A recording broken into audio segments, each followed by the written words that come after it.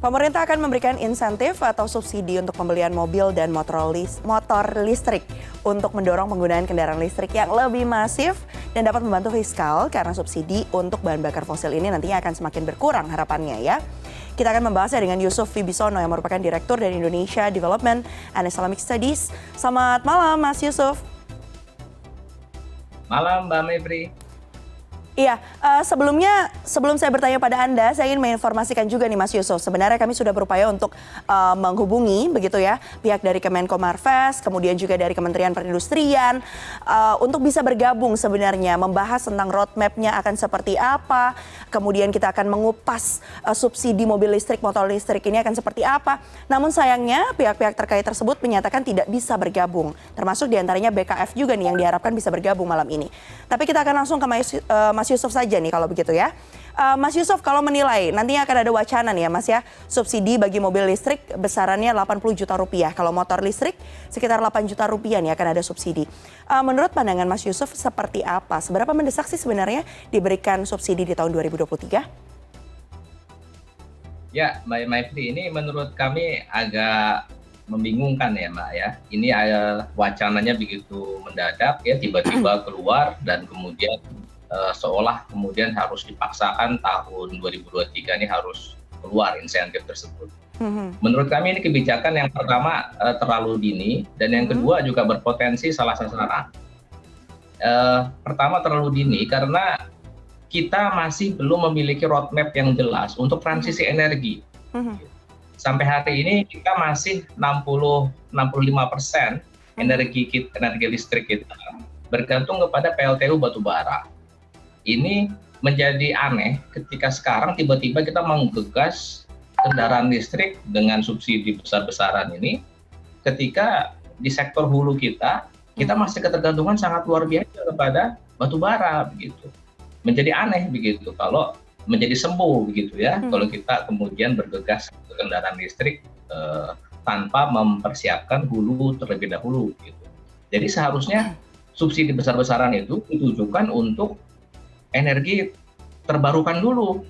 Seharusnya masyarakat didorong untuk semakin dekat, semakin familiar dengan energi terbarukan. Yang justru sekarang masyarakat memiliki keinginan tinggi, justru malah tidak difasilitasi oleh pemerintah. Misal PLTS atap misalnya, PLTS pembangkit tenaga listrik surya ya dari atap masyarakat. Itu sampai sekarang masyarakat masih disulitkan itu. Karena izin dari PLN itu sulit turun, kalaupun turun umumnya hanya terbatas di sekitaran 15% dari kapasitas yang tertentang. Jadi aneh begitu. Ketika masyarakat sudah sangat menginginkan energi terbarukan ya, antara lain PLTS atap nggak dapat, boro-boro dapat subsidi begitu ya, malah dipersulit gitu PLN. Ini justru kendaraan listrik yang belum jelas begitu ya, ini malah besar-besaran gitu. Kan kita jadi melihatnya ini ada apa gitu dengan pemerintah gitu. Nah, pertanyaan kita sulit melihat ini buat apa. Baik, pertanyaan besarnya ada apa nih dengan pemerintah? Ini juga kemudian menimbulkan persepsi atau dugaan-dugaan bahwa akan ada ruang yang bisa dimanfaatkan begitu ya Mas Yusuf oleh pihak-pihak tertentu terkait untuk bisa mengambil untung begitu dari adanya subsidi ini. Nah, itu yang kita khawatirkan, Mbak Mevri ya. Kita mengkhawatirkan ada free rider, ada penumpang-penumpang gelap ini memanfaatkan agenda-agenda transisi energi untuk kepentingan pribadi begitu. Kita tidak berharap demikian ya, bahwa tujuan besar kita untuk transisi energi ini benar-benar harus berbasis kepentingan masyarakat luas begitu. Dan sekarang tujuan kita untuk transisi energi ini harusnya dioptimalkan terlebih dahulu di sektor hulu, yaitu di energi terbarukan, gitu. Nah ini sebenarnya ada ini Mbak Mevri ya, yang kita melihat ya ada kecurigaan kita yang besar. Ini sebenarnya agenda yang masih berurutan dengan wacana sebelumnya, yaitu apa? Upaya menghapus pelanggan PLN 450 volt sampai 900 volt. Dan kemudian upaya transisi ke kompor listrik begitu ya. Sekarang tiba-tiba mobil listrik yang didorong. Ujungnya satu, yaitu PLN oversupply listrik. 2022 ini diperkirakan 6 gigawatt, tahun 2023 itu diperkirakan 7,5 gigawatt, Itu nanti sampai 2030 perkiranya sampai 40 gigawatt. Jadi ini memang ada kesalahan dalam pengelolaan sektor kelistrikan kita, di mana PLN mengalami oversupply luar biasa, dan ini kemudian ditimpakan ke masyarakat begitu. Yang ujung-ujungnya APBN diminta menanggung beban. Oke. Tapi kalau kita lihat memang pemerintah ini bisa dikatakan cukup optimistis ya Pak Yusuf, bahwa pasarnya itu ada di Indonesia terkait dengan kendaraan listrik. Kemudian sumber dayanya juga kita punya banyak, begitu klaim dari pemerintah kan terkait dengan hal tersebut.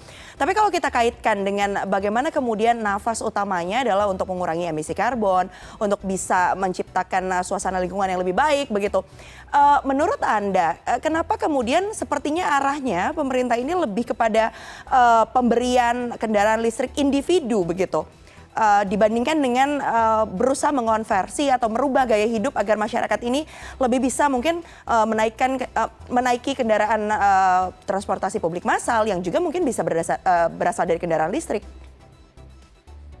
Ya, betul sekali Mbak Mevri ya. Kita juga melihat ini, kita tidak ada yang menolak ya wacana untuk emisi zero, emisi nol karbon, kemudian masyarakat yang semakin familiar dengan kendaraan non fosil dan seterusnya gitu ya. Namun menjadi aneh ya ketika basisnya lagi-lagi adalah kebijakan yang sangat cenderung atau bias ke kepentingan kelompok tertentu, dalam hal ini produsen mobil motor listrik gitu ya. Yang kita melihat sebenarnya kebutuhan utama kita untuk menurunkan emisi karbon ini adalah dengan meninggalkan kendaraan pribadi gitu. Jadi ketika arah subsidinya diarahkan kepada kendaraan pribadi yang jelas-jelas sangat bias ke kelompok kaya dan semakin melestarikan penggunaan kendaraan pribadi, ini menjadi aneh. Kalaupun benar-benar ada upaya untuk memberikan subsidi kendaraan listrik, harusnya yang diberikan adalah subsidi untuk kendaraan umum, bis misalnya begitu ya. Bagaimana agar seluruh transportasi bis kita itu basisnya bis listrik misalnya, ya. Kemudian angkot begitu. Jadi ini aneh ketika kemudian yang didorong-dorong adalah kendaraan pribadi lagi-lagi. Yang mendapatkan manfaat masyarakat kaya. Masyarakat kaya pun umumnya juga menjadikan kendaraan listrik ini kan masih kendaraan cadangan lah gitu ya, mobil kedua, mobil ketiga begitu ya. Jadi kemanfaatannya semakin rendah sebenarnya gitu. Iya. Jadi ini energi PBN-nya besar tapi manfaatnya rendah. Ya, kalau dibandingkan karena memang seperti yang tadi disampaikan oleh Pak Yusuf ya, nantinya kendaraan listrik ini memang diproyeksikan akan menjadi kendaraan kedua, kendaraan ketiga dari individu yang ada begitu. Walaupun ada banyak juga keuntungan yang bisa didapatkan. Salah satunya kalau kendaraan listrik kan biasanya bebas ganjil genap begitu ya. Itu mungkin jadi salah satu stimulus juga kah bagi para pembeli begitu untuk bisa melakukan transaksi terhadap kendaraan listrik. Tapi kalau kita bicara secara umum lagi-lagi, roadmap kendaraan listrik di tahun 2023. Ini bisa dikatakan realistis atau tidak sih sebenarnya untuk bisa tercapai oleh pemerintah Indonesia khususnya? Kalau pemerintah ingin semakin mendorong ekosistem kendaraan listrik itu sebenarnya hal yang bisa kita maklumi Mbak ya, karena memang arah dunia kita memang arahnya ke sana gitu. Namun memaksakan ekosistem kendaraan listrik berbasis kendaraan pribadi begitu, ketika kendaraan transportasi massal kita masih buruk gitu ya, masyarakat masih enggan menggunakan transportasi umum kita pun masih belum sepenuhnya berbasis listrik gitu ya. Ini menjadi memprihatinkan sebenarnya gitu. Dan kemudian lagi-lagi tadi itu yang kembali saya ingin ingatkan lagi, sektor hulu kita juga masih sangat bermasalah. Listrik kita itu, pembangkit listrik kita itu masih sangat bergantung kepada energi fosil, dalam hal ini batu bara. Dan batu bara kita harus ingat, sebenarnya kita juga dulu kita besar-besaran investasi di PLTU batu bara karena batu bara murah ya. Tapi sekarang batu bara itu sebenarnya mahal, sangat mahal. Dan kita saat ini masih mendapatkan dalam tanda petik privilege gitu ya, harga listrik kita tidak naik terlalu besar, lebih karena kita memiliki mekanisme DMO, Domestic Market Obligation untuk batu bara. Jadi sebenarnya pengguna kendaraan listrik pun sebenarnya sudah disubsidi besar-besaran dengan DMO ini begitu. Masih nanti harus dikasih pula subsidi kendaraan listriknya ini, menurut saya ini sangat berlebihan gitu. Ya, jadi pemberian subsidi kendaraan listrik ini dinilai berlebihan ya, dan juga sejumlah pihak juga menilai bahwa pemberian subsidi ini terkesan terburu-buru ya. Terutama diantaranya juga DPR, kemudian juga BKF juga menegaskan bahwa ternyata subsidi ini belum masuk dalam APBN 2023. Nah, ini pandangan Anda, apakah ini kemudian semakin menegaskan bahwa ada kepentingan tertentu di dalamnya? Ya, jelas Mbak ya, kita sangat mempertanyakan itu ya, ketika APBN 2023 itu sangat terbatas, begitu ya, kita sudah harus kembali ke 3% dari PDB, batas atas, kemudian tahun depan kita akan menghadapi krisis global, begitu, 2023, di saat yang sama harga komoditas itu sudah turun, sudah jatuh, sudah berakhir komoditi boom, pendapatan perpajakan kita menjadi sangat terbatas tahun depan. Ini tiba-tiba ada wacana belanja baru bisa puluhan triliun ini ya, kalau benar-benar dilaksanakan secara masif ya. Ini kan aneh sekali begitu ya, ketika kita banyak membutuhkan anggaran tahun depan untuk ketahanan ekonomi kita ya dari krisis global, kemudian menjaga daya beli rakyat ya, terutama melalui penguatan bantuan sosial dan juga jaring pengaman sosial kita. Dan kemudian juga tentunya ketahanan pangan dan energi kita yang kritis ya, itu membutuhkan prioritas fiskal yang luar biasa. Tiba-tiba masuk agenda subsidi kendaraan listrik gitu, aneh kita melihatnya gitu. Ini arah prioritas pemerintah gimana sebenarnya begitu ya, menghadapi situasi krisis global tahun depan yang krusial sekali gitu. Oke, baik. Artinya perlu ada kemudian kajian ulang ya, jika memang nanti benar-benar mau diterapkan subsidi kendaraan listrik ini di Indonesia. Karena sebenarnya tujuannya baik untuk terkait dengan membantu fiskal, karena subsidi untuk bahan bakar fosil dinilai akan semakin berkurang. Kemudian juga bisa menciptakan goalnya net zero emission, begitu, ikut ambil bagian dari kepentingan global. Tapi lagi-lagi jangan sampai salah aturan yang diterapkan.